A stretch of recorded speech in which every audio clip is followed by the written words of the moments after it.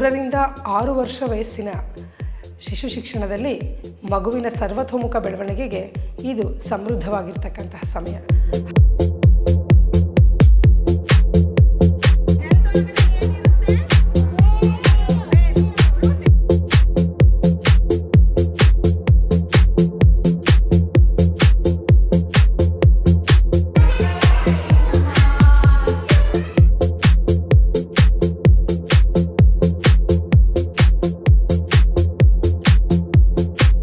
ಮಕ್ಕಳ ಶಿಕ್ಷಣದಲ್ಲಿ ಚಟುವಟಿಕೆಗಳನ್ನು ಅನುಭವ ಆಧಾರಿತವಾಗಿ ನಾವು ಇಲ್ಲಿ ಜೋಡಿಸ್ಕೊಂಡಿದ್ದೀವಿ.